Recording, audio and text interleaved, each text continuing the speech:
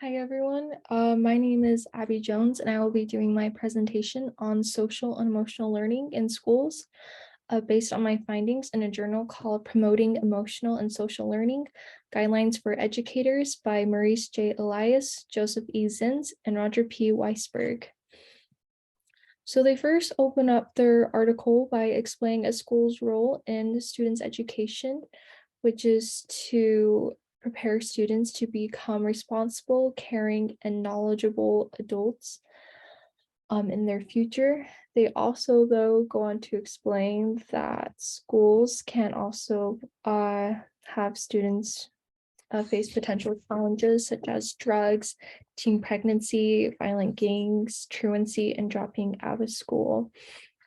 But they believe that there is a missing piece when it comes into the education of children in order to, again, help them become responsible, caring, and knowledgeable, and to prevent them from falling into these challenges. And that missing piece is emotional and social learning. And so I really like their definition on social emotional learning, which is social and emotional competence is the ability to understand, manage, and express the social and emotional aspect of one's life in ways that enable the successful management of life tasks such as learning, forming relationships, solving everyday problems, and adapting to the complex demands of growth and development. So there are certain goals that they have seen different schools set up for incorporating social and emotional learning into their curriculum. Some of these goals are acquiring a knowledge base plus set of basic skills, work habits, and values for a lifetime of meaningful work, feeling motivated to contribute responsibly and ethically to their peer group, family, school, and community, developing a sense of self-worth and feeling effective as they deal with daily responsibilities and challenges. They are socially skilled and have positive relationships with peers and adults, and they engage in positive, safe, and healthy protective behavior practices. And so social emotional skills aren't just important for like academic success, they're also very important skills to use outside of the classroom, such as like adapting to different life circumstances and challenges. It can help with future career and job and workplace success.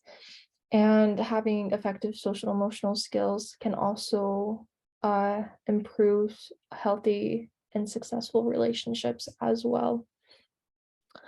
Going along in within this article, I really like this. They had three benchmarks that they use in social emotional learning within schools.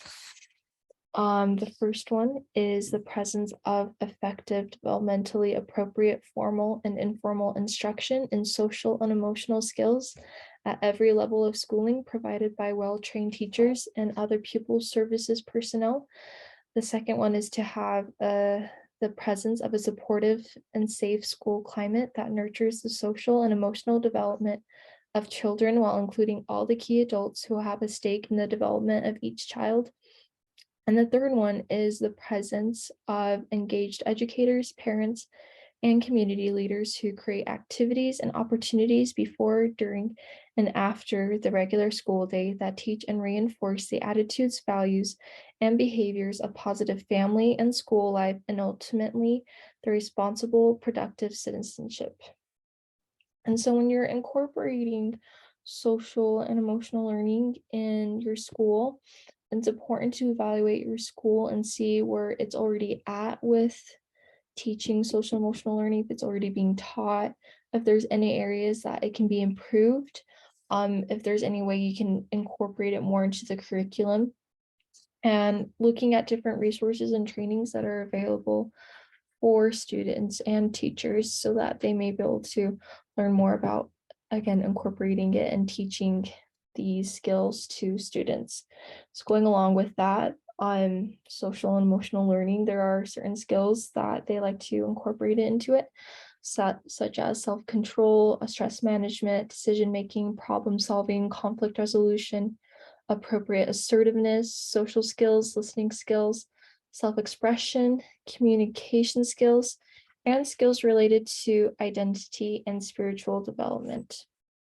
So In conclusion, social and emotional learning in schools is very beneficial for students because it can increase their academic success. It allows them to be able to adapt to different life circumstances and challenges, and it teaches them life skills that can benefit them in future careers and relationships. Thanks for listening to my presentation. I hope you all learned a little bit more about social and emotional learning and how to incorporate it into schools. And here is my reference with the journal and authors that I used. Thank you.